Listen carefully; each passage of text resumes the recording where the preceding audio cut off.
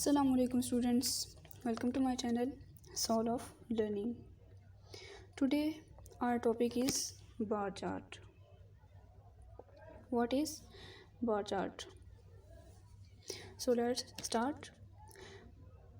We can say bar chart or bar graph. Okay, definition: a graph consisting of vertical or horizontal bars that proportionally represent a set of data.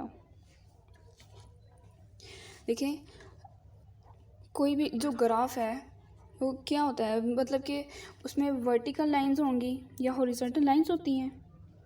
यानी ये vertical है और ये है हमारे पास horizontal, ये vertical है और ये हॉरिजॉन्टल है। तो हमारे पास इस फॉर्म में जो भी गिवन डाटा होगा, इस फॉर्म में या इस फॉर्म में, उस डाटा को हम क्या नाम देते हैं? उसे हम क्या देते हैं? बार चार्ट है ये, या बार ग्राफ है।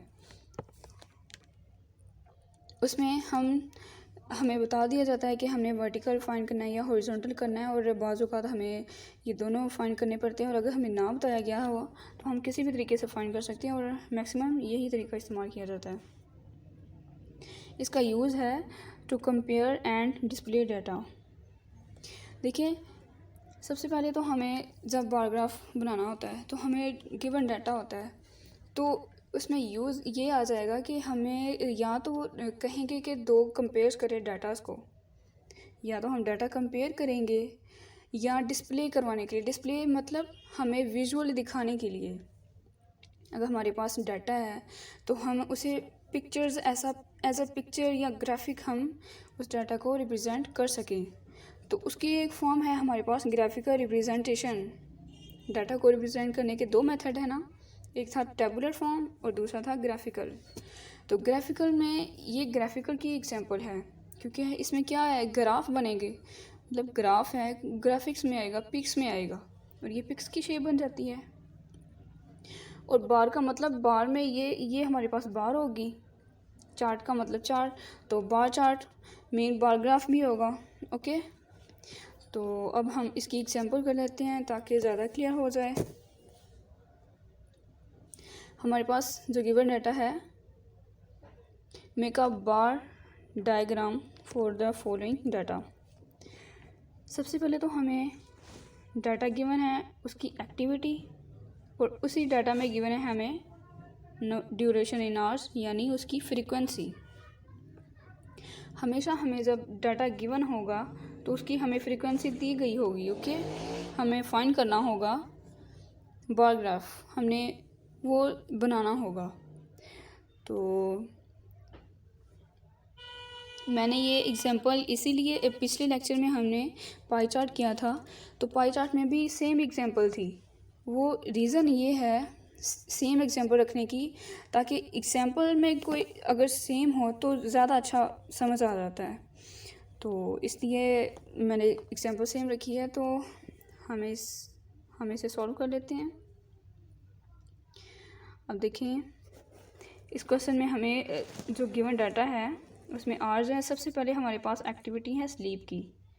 तो हमने क्या करना है, हमने जब बार ग्राफ बनाना है तो उसमें स्लीप में, यानी हमने ऑर्डर वाइज इसी फॉर्म में लिख देना है। हमने ये नहीं कर देना कि सबसे बड़ा 8 है उससे पहले कर दिया, तो ये 3 है, उसके बाद 6 आ रहा है, उसके बाद 4 आ रहा है, 3 आ रहा है। पाई चार्ट में मैंने आपको जो प्रिंसिपल बताया था वही इसमें फॉलो करना है। ओके, तो चलिए स्टार्ट करते हैं, इसे सॉल्व करते हैं। हमारे पास ये जो गिवन डाटा है मैंने उसे यहाँ पे लिख दिया है कि हमारे पास ये जो गिवन था वो आवर्स है हमारे पास, और ये टोटल बन गया था हमारे पास 24, क्योंकि हमारे पास 24 आवर्स टोटल 24 होते हैं। ओके, इसलिए इनका टोटल आना चाहिए था 24। तो हमारे पास थी, एक स्टूडेंट था, उसकी एक्टिविटीज़ थी, तो ये थी हमारे पास एक्टिविटी, और ये थे हमारे पास number of duration of hours, यानी हमारे पास फ्रीक्वेंसी गिवन थी। ओके स्टूडेंट्स, जो हमारे पास गिवन डाटा है उसमें सबसे पहले तो हमारे पास स्लीप थी, और स्लीप एक्टिविटी थी, तो उसकी फ्रीक्वेंसी हमें ड्यूरेशन इन आवर्स यानी उसकी फ्रीक्वेंसी हुई, तो वो हमारे पास गिवन थी 8। तो सबसे पहले तो हम इनको इसी ऑर्डर में करेंगे। एक्टिविटी को हम हॉरिजॉन्टल करेंगे और फ्रीक्वेंसी को हम वर्टिकल लिखेंगे। ओके, सबसे पहले तो हम बार चार्ट के लिए लगाएंगे। यहाँ पे हमने लिखनी है एक्टिविटी, यहाँ पे हम लिखेंगे फ्रीक्वेंसीज़। फ्रीक्वेंसी हमें गिवन है 8 तक, मैक्सिमम 8 है, यानी हम 1 to 8 कर सकते हैं, 1 2 3 4 5 इस तरह से करके। तो हम 8 तक इसकी फ्रीक्वेंसी लेके जाएंगे।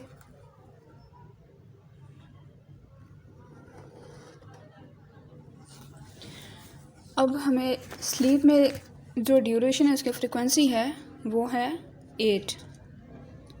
सबसे पहले तो हमने लिखनी है यहाँ पे एक्टिविटी, हमारे पास यहाँ पे स्लीप है। ओके, इसके बाद हमारे पास जो गिवन एक्टिविटी है वो है स्कूल, इसके बाद प्ले,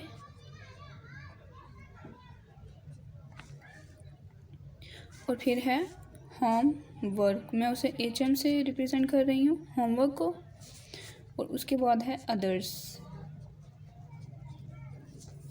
ये हमारे पास थी एक्टिविटी। ओके, और यहाँ पे हमारे पास आएगी फ्रीक्वेंसी, यानी आवर्स हम लिखेंगे। यहाँ पे आवर्स भी लिख सकते हैं, और यहाँ पे आएगा 1 2 3 4 5 6 7 और 8।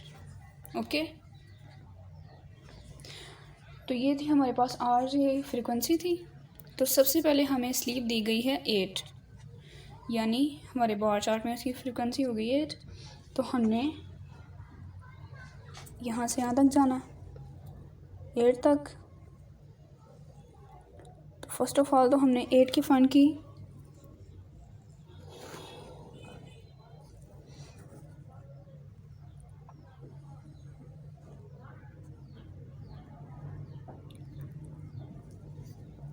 ये हमारे पास हो गई स्लीप की, जिसकी फ्रीक्वेंसी हमें गिवन थी 8। हम यहाँ पे ऐसे भी कर सकते हैं, यहाँ पे इसे ऊपर लेके जा सकते हैं।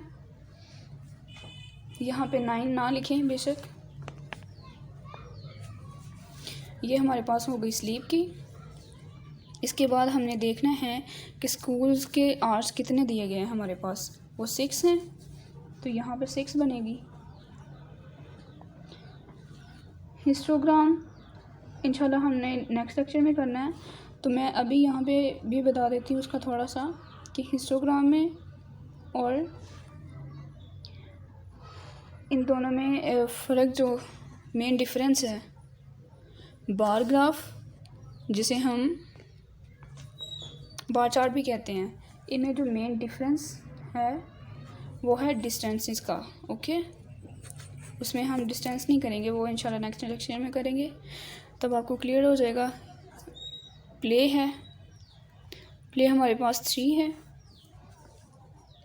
तो इसमें हमारे पास डिस्टेंस ये वाला सेम ही रहना चाहिए। ओके, ये वाला सेम रहेगा, और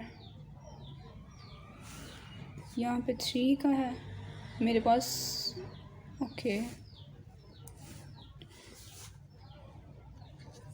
इसके बाद हमने देखना है होमवर्क का जो गिवन है वो कितना है।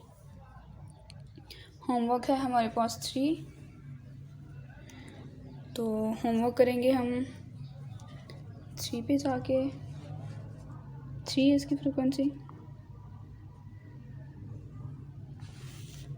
ये यहाँ पे एडजस्ट कर दिया 3, और इसके बाद हमें गिवन है अदर्स। अदर्स में आएगा, अदर्स में हमारे पास गिवन है जो आवर्स हैं वो हमारे पास हैं 4, तो हमने 4 को कर दिया। यहाँ पे बार चार्ट 4 का आ गया।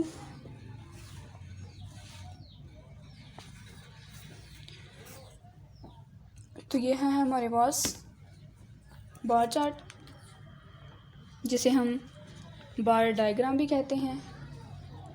और अगर इस लेक्चर में आपको कहीं भी कुछ समझ नहीं आया तो आप मुझे कमेंट करके पूछ सकते हैं। देखिए, अगर हमारे पास यहाँ पे 1 to 8 था, अगर हमारे पास यहाँ पे 1 to 20 होता तो हम 5 का गैप भी ले सकते हैं। ओके, यहाँ पे हमने 2 का लिया है, 1 से लिया है। यहाँ पे हम कर सकते थे 2 4, यानी हमने इतना जाना है कि हमें मैक्सिमम जो हमारी वैल्यू है वहाँ तक कवर हो जाए और हमारे पास इंटरवल उनके सेम आने चाहिए। ओके, यहाँ पे हमारा इंटरवल क्या आ रहा है, यहाँ पे भी 1 का डिस्टेंस है, यहाँ पे भी 1 है, यहाँ पे भी, यानी इंटरवल यहाँ पे सेम आएगा। तो हम ये भी कर सकते थे कि हम 2 के साथ कर देते, ये वैल्यूज़ छोटी थी 1 to 8, इसलिए इसमें कवर हो रहा था, इसलिए मैंने 1 to 8 ही कर दिया है। ओके, तो हम 2 से भी कर सकते थे, यहाँ पे 2 कर सकते थे, यहाँ पे 4 2 4 6 8। ओके, तो ये था आज का हमारा टॉपिक। नेक्स्ट लेक्चर में इंशाल्लाह मज़ीद डिस्कस करेंगे। अपना ख्याल रखिएगा। अल्लाह हाफिज़।